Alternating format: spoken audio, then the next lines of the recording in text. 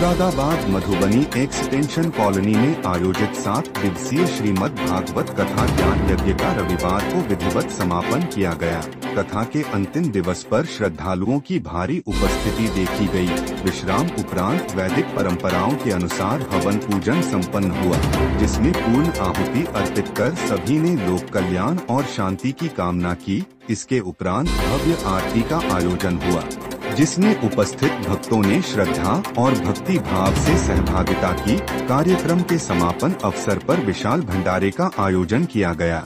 भंडारे में बड़ी संख्या में श्रद्धालुओं ने प्रसाद ग्रहण कर धर्म लाभ अर्जित किया। पूरे आयोजन का संचालन के सक्सेना द्वारा कुशलता पूर्वक किया गया, जिन्हें श्रद्धालुओं ने धन्यवाद ज्ञापित किया। इस पावन अवसर पर प्रमुख रूप से के सक्सेना, एडवोकेट रूपाली सक्सेना, प्रियांशु सक्सेना, आयुषी सक्सेना, सचिन अग्रवाल, राजीव अग्रवाल, मल्लू, नीलम अग्रवाल, हेमंत मल्होत्रा, नीता मल्होत्रा, निवेदिता सक्सेना, विनीत अग्रवाल, दीप्ति अग्रवाल, किरण लता राठौर, अवनीत सक्सेना, अंजू सक्सेना, शीला सिंह, सीमा बिश्नोई, मनुषी शर्मा, मेघा खन्ना और माधुरी थापन सहित बड़ी संख्या में श्रद्धालु मौजूद रहे। पूरे कार्यक्रम का वातावरण अत्यंत भक्तिमय और आध्यात्मिक रहा। श्रद्धालुओं ने कथा श्रवण कर आध्यात्मिक ऊर्जा, शांति और सकारात्मकता का अनुभव किया तथा आयोजन की सराहना की।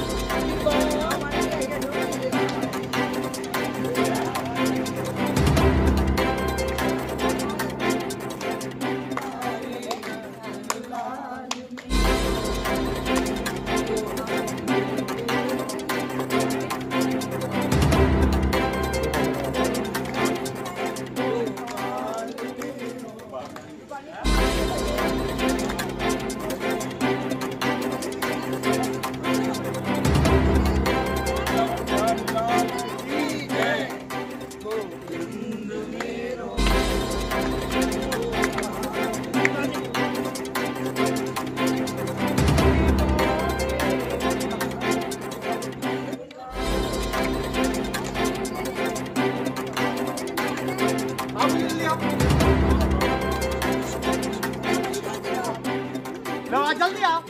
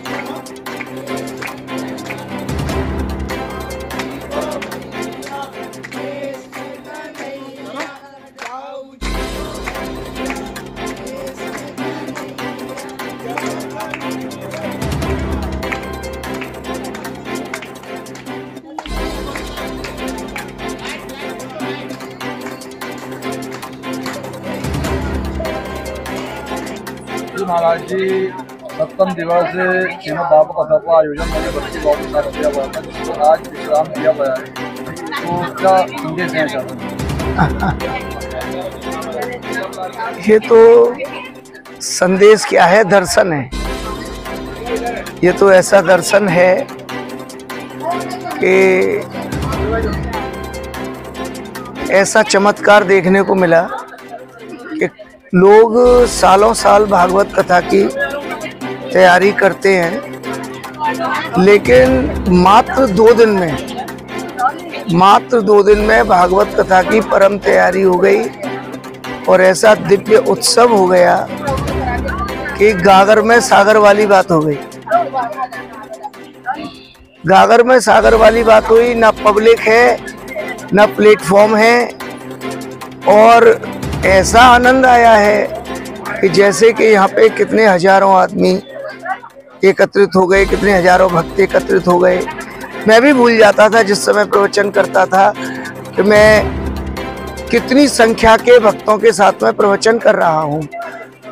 तो मेरा संदेश यही है कि जब जिज्ञासु भक्त होते हैं तो उनकी संख्या नहीं देखी जाती। उनकी जिज्ञासा में अगर सच्चा गुरु है तो वो डूब जाएगा और वो ये नहीं देखेगा कि यहाँ पर कितनी संख्या है और मुझे कितनी देर बोलना है, क्या करना है। वो भक्ति प्रवाह में डूब जाएगा। वही आज ठाकुर जी ने मेरे साथ किया कि मैं भक्तों की संख्या न देखते हुए और 5-5, 6-6 घंटे जो प्रवचन हुआ वो भक्तों के आनंद पे हुआ और भक्तों के दिव्य जो नेत्रों में कृष्ण प्राप्ति की लालसा थी, हृदय में कृष्ण का प्रेम जो गुरुजी को व्यास गद्दी से दिख रहा था, तो उसमें वो आनंद आया जो दसियों हजार लोगों के बीच में चहल पहल में भागवत कथा करने में जो व्यवधान उत्पन्न हो जाते हैं, वो व्यवधान यहाँ एक भी व्यवधान यहाँ उत्पन्न नहीं हुआ। और बड़ा ही आनंद, किसी ने ये भी नहीं कहा कि गुरुजी 5 घंटे हो गए कि 6 घंटे हो गए। सारी माता बहन अपने घर को छोड़ के, सारे पुरुष, सारे भाई हमारे आनंदित, और हमारे यजमान तो क्या कहना है, यजमान तो बिल्कुल ऐसे हो गए, परीक्षित हो गए साक्षात। समस्त यजमान के साथ में उसके मित्रों को, इन सब भाइयों को, सभी शिष्यों को बहुत बहुत आशीर्वाद, और साथ में आपको आशीर्वाद कि आपने श्रीमद् भागवत कथा का जो मर्म भक्तों पर तक पहुंचाया है, ये सराहनीय है। इसलिए आपको बहुत बहुत आशीर्वाद। गुरुजी, जैसे कि श्रीमद् भागवत कथा में भगवान श्री कृष्ण और सुदामा को मित्रता के बारे में बताया आपने, जिसका आज के समय में युग चल रहा है जहाँ मित्र और मित्रता पर तो भरोसा नहीं रहा, क्या कहना चाहेंगे? आज मित्र नहीं है, आज मित्र नहीं है। मित्र शब्द लागू नहीं होता, जैसे मित्र शब्द लागू नहीं होता। जैसे दूध होता है ना, और उसमें चाय की पत्ती डाल के चाय बना दी जाए तो वो दूध नहीं रहता ना। इसी प्रकार स्वार्थ ने मित्रता को दूध से चाय बना दिया है, और स्वार्थ ने मित्र नहीं यार बना दिए हैं, यार बना दिए हैं। कभी यार शब्द बड़ा बुरा माना जाता था।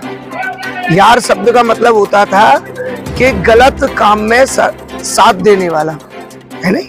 कभी यार किसी और शब्द के लिए इस्तेमाल होता था कि ये उसका यार है।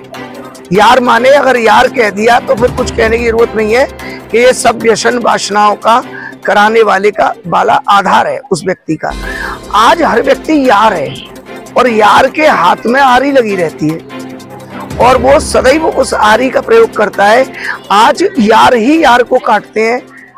तो इसलिए प्रियजनों, कृष्ण और सुदामा की जो मित्रता थी वो आत्मा की मित्रता थी, और वो मित्र माने जो किसी के दुख को दुख समझे और किसी के सुख में प्रसन्न हो, और किसी के ऊपर आपत्ति आने से पहले वो उस आपत्ति को अपने ऊपर ले ले, उसको मित्र कहते हैं। मित्र देवो भव। हमारे यहाँ मित्र को देवता बताया है, यार को देवता नहीं बताया, दोस्त को देवता नहीं बताया। ये तो सब, तो इसलिए भगवान कृष्ण और सुदामा मित्र थे।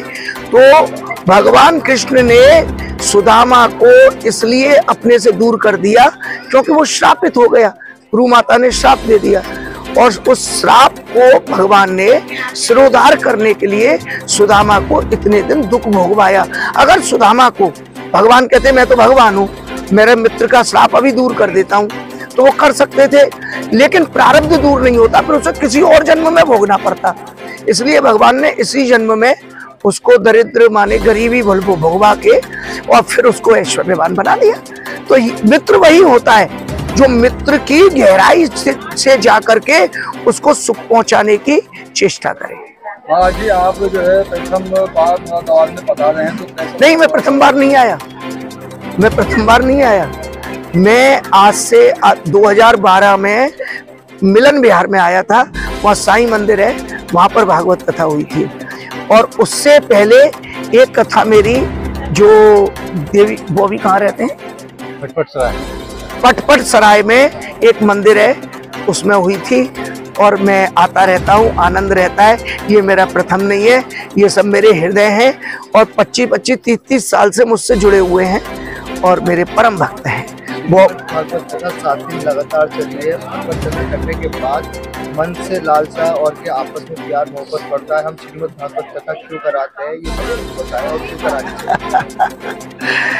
तेनेयम वांगमयी मूर्ति, भागवत वाणी से प्रस्तुत होने वाली मूर्ति है। जैसे कोई चित्र के द्वारा होती है, मोबाइल के द्वारा होती है, फोटो के द्वारा होती है, तो वाणी से भी मूर्ति आती है ना। और किसी व्यक्ति की बढ़ाई की जाए या कुछ बताया जाए तो वाणी से आता है ना मूर्ति बन करके। तो भगवान वांगमयी मूर्ति है और प्रत्यक्ष कृष्णस्तु भगवान स्वयं, भागवत स्वयं कृष्ण है। तो भागवत के जो शब्द हैं, भागवत का जो मर्म है, भागवत में जो लिखा हुआ है, जो व्यक्ति इसको प्राप्त कर लेता है तो वो साक्षात कृष्णमय हो जाता है। उसको जीवन का यथार्थ पता चल जाता है, धर्म का पता चल जाता है। अंगोछा डाल के सनातनी बनने वाले सनातनी नहीं होते, केवल हल्ला मचाने वाले सनातनी नहीं होते।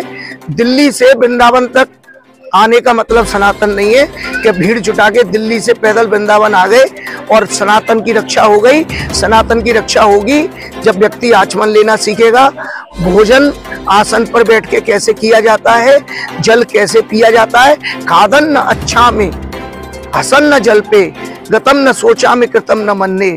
ये सनातनी की सोच होती है। सनातनी की सोच ये नहीं होती चलो दिल्ली से वृंदावन चलने हैं पैदल, सनातन की रक्षा हो जाएगी। सनातन की रक्षा स्वभाव से होगी, सनातन की रक्षा संस्कार से होगी। और आज हम लोगों के अंदर अगर संस्कार आ सकता है तो वेद पुराण ये सब अलोप हो चुके हैं, क्योंकि कलयुग चल रहा है। केवल एक भागवत बची है।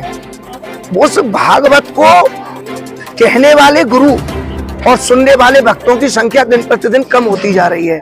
लेकिन अगर भागवत नेक भी हमारे को टच कर जाए तो व्यक्ति का जीवन बदलने में देर नहीं लगेगी, स्वभाव बदलने में देर नहीं लगेगी और वो परम आनंदित होने में देर नहीं लगेगी। क्योंकि जब आवे संतोष धन, सब धन धूर समान। ये कागज के नोट, ये स्वर्ण, ये इससे संतोष, इससे सुख नहीं आता। सुख आता है संतोष से। तो भागवत से एक दिव्य संतोष जागृत होता है और व्यक्ति की जो भी लोभ मोह अहंकार है दूर हो जाता है और वो भागवतमय होकर के स्वयं कृष्ण का प्रेमी होकर के समस्त संसार को प्रेम की फिर वस्तु प्रदान करता है।